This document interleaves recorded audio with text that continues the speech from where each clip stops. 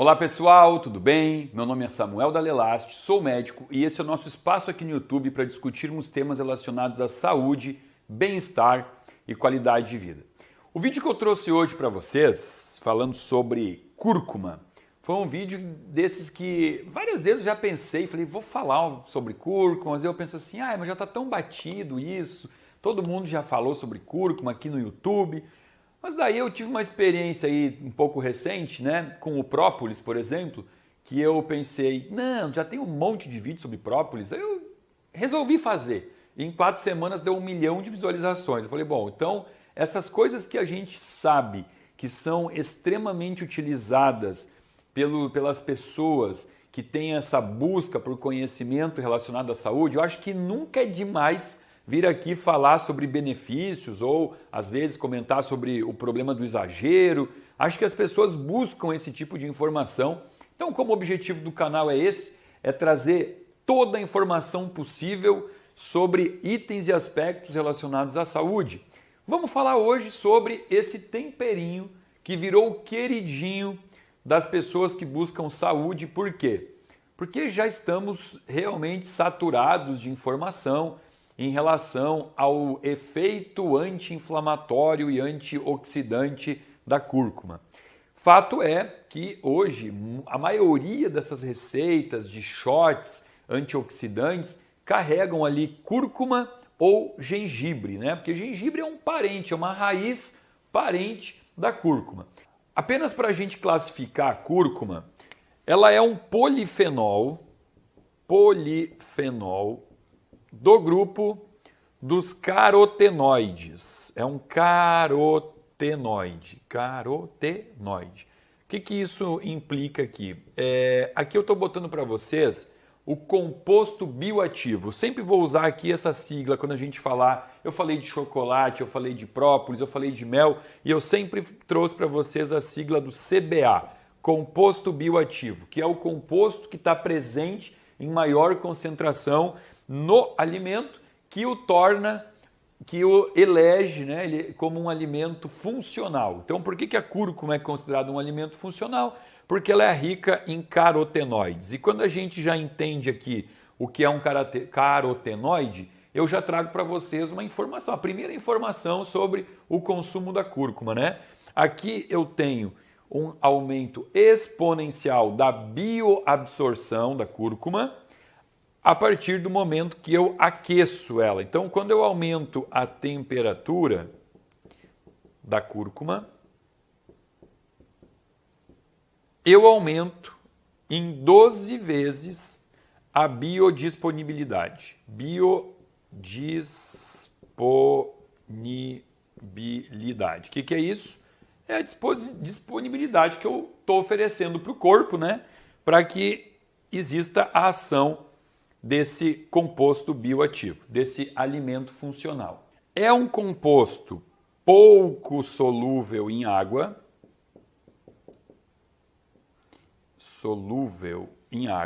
Então, aqui vai já um truque para vocês, tá? Quando a gente for usar a cúrcuma, é interessante colocar ela junto com gordura. Eu tenho mais absorção da cúrcuma quando eu misturo ela, por exemplo, num shotzinho com TCM, o vídeo que eu fiz para vocês aí semana passada, TCM, né, triglicerídeo de cadeia média. Eu posso colocar a cúrcuma com óleo de coco, que tem TCM também, né?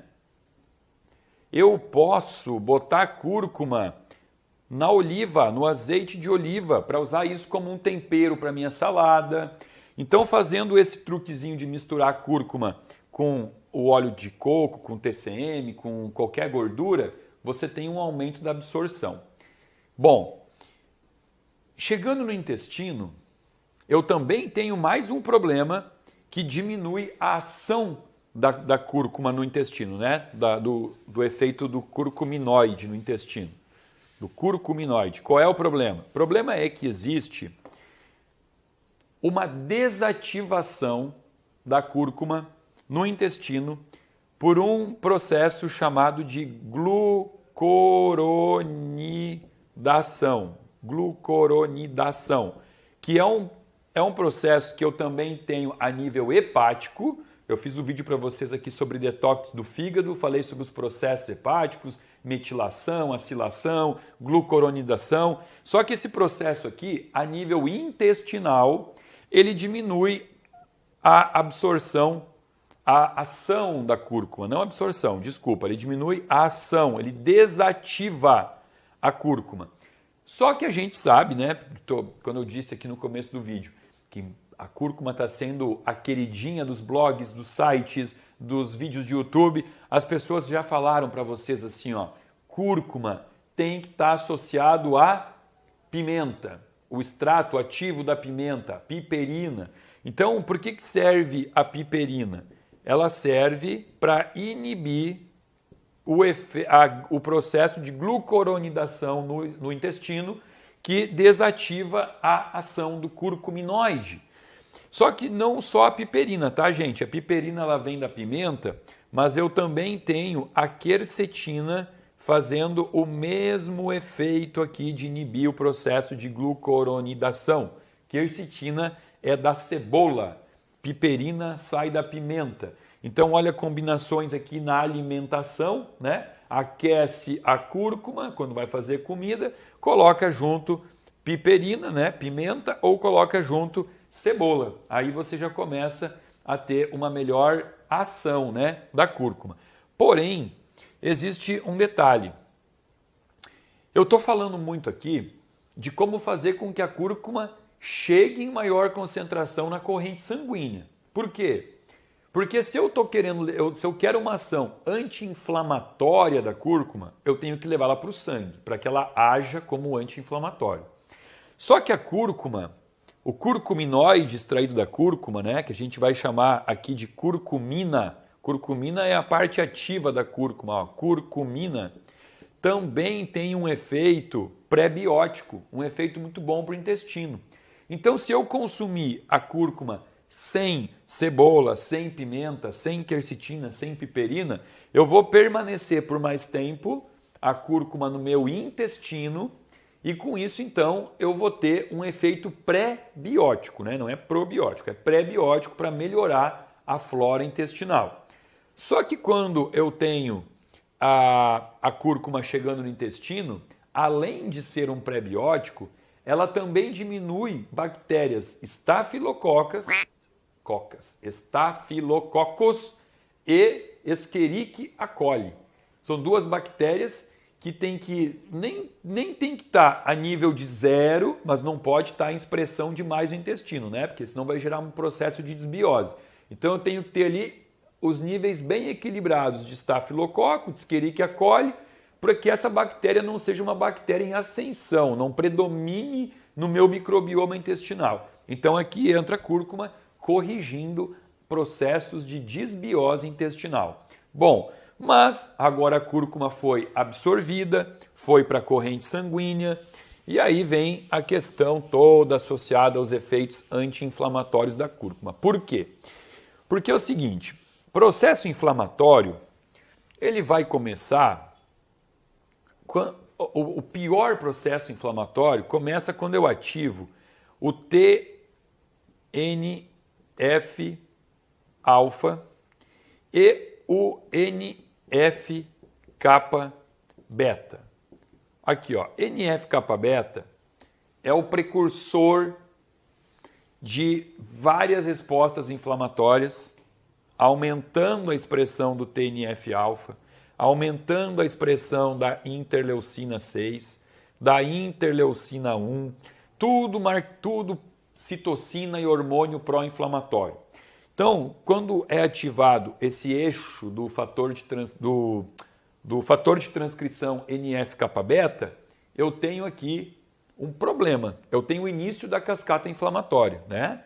TNF-alfa propaga, prolonga, faz persistir essa cascata inflamatória.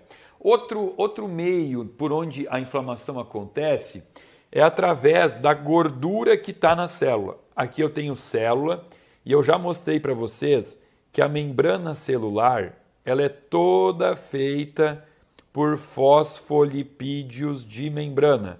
Ó, fosfolipídio, né? Lipídio, gordura. Então a membrana da célula ela é feita por gordura e esse fosfolipídio, através de uma enzima chamada fosfolipase A2, esse fosfolipídio aqui ele vai se transformar em ácido araquidônico. Araquidônico, olha que nome feio. Ácido araquidônico. O ácido araquidônico também dá início à cascata inflamatória. Tudo que eu estou botando aqui são nomes feios que ninguém tem que decorar, mas para entender onde a cúrcuma age. A cúrcuma, ela inibe a fosfolipase A2. Ela diminui essa conversão de fosfolipídio de membrana em ácido araquidônico. A cúrcuma inibe o fator de transcrição NF-kappa-beta, diminuindo então a resposta inflamatória crônica ou aguda no paciente. Por isso que ela é muito usada como anti-inflamatório. Além disso, além de ser um anti-inflamatório, a cúrcuma ativa uma proteína chamada NRF2. Essa proteína é uma proteína pró-antioxidativa, que dá um start para que ative o sistema antioxidante da via da glutationa. Glutationa peroxidase é um complexo antioxidativo que o próprio corpo produz, um dos mais poderosos complexos antioxidantes, e que é estimulado pela NRF2, que por sua vez vai ser ativada pelos curcuminoides da cúrcuma. Olha como a coisa é bonita. A cúrcuma chega no intestino, já começa a dar uma tratada na desbiose. A gente sabe que desbiose é causadora de um monte de patologia. É causadora de rinite, sinusite, asma, bronquite, bronquiolite, otite, amidalite de repetição, rosácea na pele, infecção urinária, candidíase, herpes, tudo isso começa com o intestino doente. E a cúrcuma já chega lá fazendo esse reparo. Ela foi absorvida, aí ela vai começar a inibir respostas inflamatórias exacerbadas, ela é moduladora, ela permite que o corpo tenha poder de responder à inflamação quando necessário, porque isso é importante, o corpo precisa ter o sistema de inflamação para se defender, o problema é quando é demais, e a cúrcuma ela modula isso. E além de diminuir a resposta inflamatória, ela ativa a ação de um dos complexos antioxidativos mais perfeitos, poderosos e importantes do corpo, que é a via da glutationa peroxidase. Então até aí está tudo lindo, tudo maravilhoso, porém a gente tem que entender que um composto bioativo, ele sempre vai ter um metabolismo hepático. Então aqui no fígado, onde tudo é processado e metabolizado, a cúrcuma ela vai também atuar em algumas enzimas. Aqui no fígado existe um complexo chamado complexo do citocromo P450. O que é o complexo P450? É o complexo enzimático do fígado que metaboliza tudo, metaboliza droga, hormônio, composto bioativo, tudo isso, álcool, né? Tudo isso é metabolizado pelo fígado. E a cúrcuma vai atuar modificando a expressão de 3 enzimas aqui que a gente chama de CYPs, né? A gente chama a enzima aqui de CYP. Então, eu tenho a atuação da cúrcuma, a CYP P2D, 3A4 e 2C9. Aqui, ó, gente. Essas 3 enzimas do citocromo P450, elas vão sofrer um processo de inibição pela cúrcuma. Essas duas aqui, em específico essas duas, a CYP3A4 e a CYP2C9, elas são responsáveis por metabolizar diversos fármacos, diversos medicamentos. Então eu tenho que saber que quando eu boto numa cápsula, né, altas concentrações de cúrcuma, porque um pouquinho de tempero, aquele arroz temperadinho com cúrcuma não vai ter problema. Mas quando eu começo a usar a cúrcuma como uma ferramenta antioxidativa, anti-inflamatória, onde eu prescrevo isso em cápsula, eu prescrevo o paciente 200, 300, 500, 1000 miligramas de cúrcuma, eu vou atuar nessas enzimas aqui. E essas enzimas vão modificar a meia-vida do fármaco. Então, por exemplo, o paciente tem uma hipertensão e aí ele começa a tomar um remédio para pressão. E ele toma o remédio uma vez ao dia, porque a meia-vida do fármaco permite que ele tome só uma vez ao dia. Só que encurtando a meia-vida do fármaco, porque eu modulei essas enzimas, esse remédio agora já não vai mais ter o efeito de 24 horas. Talvez ele vai ter o efeito de 16 horas, 18, 20, e o paciente então vai ficar descoberto do efeito antihipertensivo do remédio por algumas horas do dia. Isso pode ser muito mais agravado se eu estou usando, por exemplo, quimioterapia. Algumas quimioterapias, elas podem ser atrapalhadas pelo efeito da cúrcuma e a gente logo pensa assim, poxa, mas um paciente com câncer, eu tenho que dar cúrcuma para ele. Claro que sim, a ideia é maravilhosa, é fantástica, mas eu tenho que sempre avaliar os medicamentos que o paciente está usando. Então a dica é a seguinte, como prevenção de doença, num paciente que não tem doença nenhuma, que não toma fármaco nenhum, não conheço nenhuma contraindicação do uso de cúrcuma, não conheço nenhum efeito colateral do uso de cúrcuma.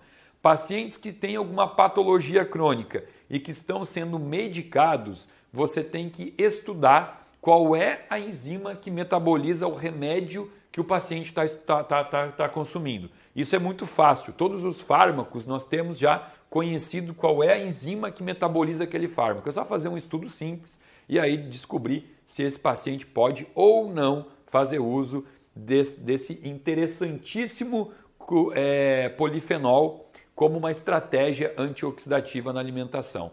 Bom, sobre cúrcuma é isso. Eu espero que tenham gostado do vídeo. Compartilha com os amigos, faça com que os parentes comecem a usar a cúrcuma na comida, porque realmente tem um efeito anti-câncer, tem efeito anti-Alzheimer, tem efeito de resolução de dores articulares.